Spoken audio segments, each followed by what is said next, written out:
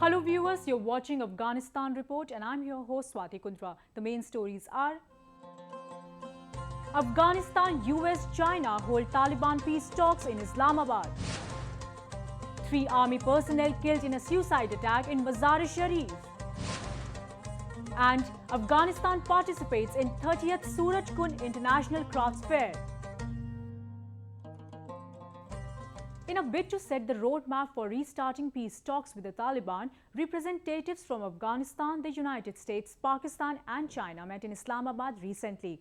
However, now a rare video has surfaced in Afghanistan that brings to light the existence of sharp differences within the Taliban, which could scupper the proposed talks. We have a report. The peace talks in Islamabad were part of the latest effort to find a negotiated end to nearly 15 years of war in Afghanistan, a conflict that has killed thousands of civilians and crippled the nation's economy. Pakistan Prime Minister Nawaz Sharif's Foreign Affairs Advisor Sartaj Aziz said he hoped the group would finalize a roadmap to outline a way forward for a direct dialogue between the government of Afghanistan and Taliban groups. I'm hopeful that continuing with this spirit and resolve, the group will now focus on the early adoption of a roadmap for the reconciliation process and identify the way forward for holding direct peace talks between the representative of the government of Afghanistan and the Taliban groups as early as possible. However, a dissident Afghan Taliban group that supports Mullah Muhammad Rasul has released a new video in which the loyalists call Mullah Akhtar Mansoor the successor to the group's longtime former leader Mullah Omar, an ISI puppet. In the video, the militants declare a nationwide military campaign against the Mullah Akhtar Mansoor faction. Loyalists of Mullah Rasul have also demonstrated their part against the Mullah Mansoor faction. They pledge to give a well-measured response to the rhetoric attacks of Mullah Mansoor faction. They reveal that Mullah Omar was killed 14 or 18 years ago in Pakistan. In a recent interview to a private television channel in Pakistan, Pakistan Tehreek-e-Insaf chief Imran Khan confirmed that senior Taliban leaders have stayed for years in Pakistan and received facilities, including medical treatments. 2000 के अंदर सन 2000 में आए थे मुल्ला Rabbani. Check हमने hospital के record में check किया। मुल्ला रब्बानी जो थे वो जब आए थे तब तालिबान को पाकिस्तान गवर्नमेंट रेकग्नाइज करती थी। मुल्ला रब्बानी का इलाज हुआ शौकत खानम हॉस्पिटल। जी ये आप ऑफिशियली कंफर्म कर रहे हैं? हाँ जी, हमारे हॉस्पिटल के रिकॉर्ड्स में उन्होंने फिर जब बात होगी, मुझे तो नहीं पता था, मुझे याद नहीं था क्योंकि मुझे बाद में उन्होंने थैंक किया जब हो गया। तो ये था 2001 में। Peace efforts broke down last year after it became known that Mullah Muhammad Omar, who had sanctioned the talks in the first place, had been dead, and thus this led to deep fissures within the insurgent movement in Afghanistan. Nevertheless, the government of Afghanistan has said it expects at least parts of the Taliban to agree peace talks within 6 months. Taliban-led violence continues to make life miserable for people in Afghanistan. In a recent incident, a suicide bomber attacked a bus carrying Afghan army personnel in northern Afghanistan. A report. A suicide bomber attacked a bus carrying Afghan army personnel in Dehdadi district, not far from the Balkh provincial capital of Mazar-e-Sharif. 3 people were killed and 14 wounded. The ministry put the number of wounded at 8, while Munir Ahmed Farhad, a spokesman for the Balkh provincial governor, said that 14, including 3 women, had been injured.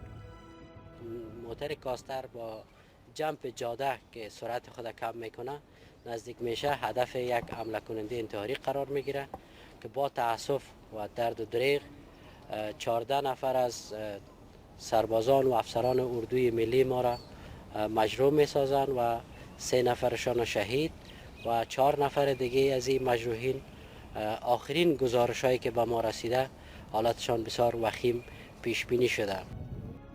In a statement released online, the Taliban claimed responsibility for the bombing. Buses carrying military and government employees to and from work have been common targets for insurgent groups like the Taliban, who are seeking to topple the government in Kabul and reimpose harsh Islamic rule 15 years after they were ousted from power. Moving on, An Afghan police officer who was shot during an exchange of gunfire with members of NATO's force in Afghanistan has died. CCTV footage obtained by an Afghan news channel shows the gunman firing a rifle before being shot and falling to the ground in Kabul. The shooting occurred near the main entrance of the Ministry of Commerce and Industries in the capital. NATO forces soldiers were not hurt during the exchange of fire, which wounded the gunman. The shooter died later in hospital, and the authorities have started investigating the incident. Many women in Afghanistan remain victims of domestic violence. In a recent incident, a man cut off her wife's nose and left her in the desert. The victim is now in Turkey to get a treatment. 20-year-old Reza Gul is undergoing reconstructive surgery in a Turkey hospital after her husband mutilated her nose in a fit of rage. The victim was brought to Mimin Hospital to receive a reconstructive surgery. She said that her husband cut off her nose and left her in the desert in a burst of domestic violence. Gul said she was forcibly married to a stranger as a teenager in exchange for money and then endured 6 years of abuse from the man, including beatings and burnings with a hot iron.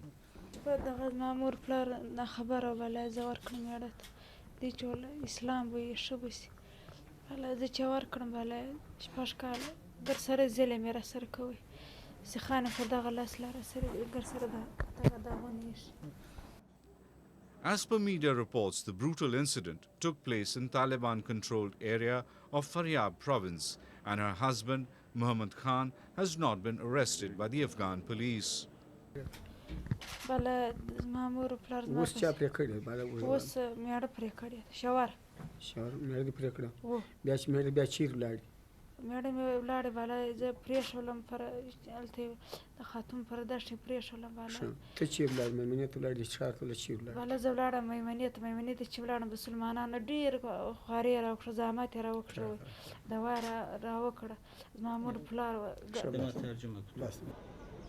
As advanced medical care facility is not available in Afghanistan, Gul was transferred to Turkey for better treatment. Plastic surgeon Ramazan Erkin said the hospital can easily reattach Gul's nose in 3 to 4 weeks' time. Şimdi hastanın burnu alnına birleştiği yerden dudakların bulunduğu yere kadar yok. Yani o hançer dediğimiz yani kesici aletle tamamen kesilmiş. Bunun içinde kemik, kıkırdak ve yumuşak doku eksikliği var. Bunun bütün hepsi yok. Biz yapacağımız ameliyatlarla bu eksikliği yerine koyacağız. Bunlar birkaç aşamalı ameliyatlar olabilir. Ortalama hocamızın da dediği gibi 3-4 hafta süresince yapılacak birkaç ameliyatta biz bunu rahatlıkla yerine koyabiliriz. The victim does not wish to return to Afghanistan unless she receives a guarantee of full protection from authorities. Traders from Afghanistan have been taking active part at various trade fairs in India. Recently, many exhibitors showcased their world-famous carpets, dry fruits and much more at the annual Suraj Kund Fair in Faridabad. Take a look. The 30th Suraj Kund International Crafts Fair brought together artisans and traders from several countries including Afghanistan. They showcased their rich culture, handicraft and handloom items. Traders from Afghanistan brought exotic and distinctive rugs that attracted a large number of visitors. Some of these exhibitors have been participating in the fair for several years. I participate to this Suraj Kund Mela from so many years, 6-7 years. So every year we get much more better response, and I get Afghan carpets, such a nice handmade carpets, or handicrafts, jewelry from Afghanistan. The visitors were thrilled to buy the handmade Persian rugs at reasonable rates. No, see, the handicrafts and all is very good, and I believe a lot of women are also involved in this besides the men.